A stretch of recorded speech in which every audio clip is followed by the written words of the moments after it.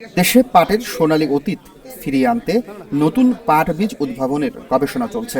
বিদেশি বীজের উপর নির্ভরতা কমিয়ে পাট খাতকে আরও শক্তিশালী করার কথা জানিয়েছেন বস্ত্র ও পাট প্রতিমন্ত্রী মোহাম্মদ শরীফুল আলম।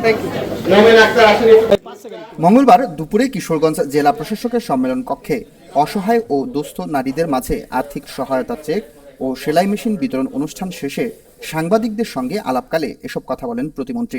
তিনি বলেন, বিদেশ থেকে পাট বীজ আমদানির প্রয়োজনীয়তা কমাতে সরকার নতুন জাতের পাট বীজ উদ্ভাবনে গবেষণাকে গুরুত্ব দিচ্ছে। একই সঙ্গে দেশের পাট ভিত্তিক শিল্পের কাঁচামাল নিশ্চিত করতে কাঁচা পাট রপ্তানিকে নিরুৎসাহিত করা হচ্ছে। প্রতিমন্ত্রী আরও বলেন, গত বছরের মতো এবারও কৃষকরা উৎপাদিত পাটের ন্যায্য মূল্য পাবেন বলে সরকার আশাবাদী। পরে অনুষ্ঠানে সমাজে পিছিয়ে পড়া 18 জন অসহায় ও দুস্থ নারীর হাতে মোট 10,15,000 টাকার আর্থিক সহায়তার চেক তুলে দেওয়া হয়। এছাড়া আত্মকর্মসংস্থানের লক্ষ্যে আরও 5 জন নারীর মাঝে বিতরণ করা হয় সেলাই মেশিন।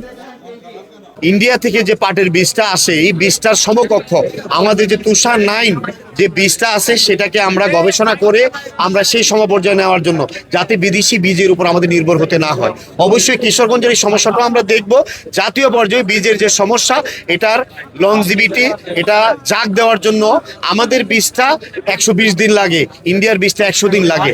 যাতে আমরা 100 দিনের মধ্যে আমাদের বীজটার জাগ দেওয়া বা পচন ধরানোর জন্য প্রক্রিয়াজাত করতে পারি, এই বীজ উৎপাদন করার জন্য আমরা ইতিমধ্যে প্রকল্প গ্রহণ করেছি। এই কাঁচামাল আমরা ধরে রাখার জন্য আমরা উৎসাহিত করছি এবং ইতিমধ্যেই আমাদের পাটজাত শিল্প ভ্যালু অ্যাড করে আমরা এক্সপোর্ট করে অনেক ফরেন কারেন্সি আর্ন করতেছি, বিদেশি অর্থ।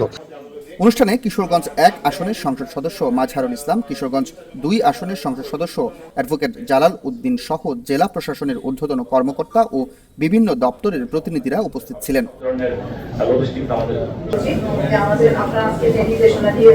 News desk, Kishoreganj press.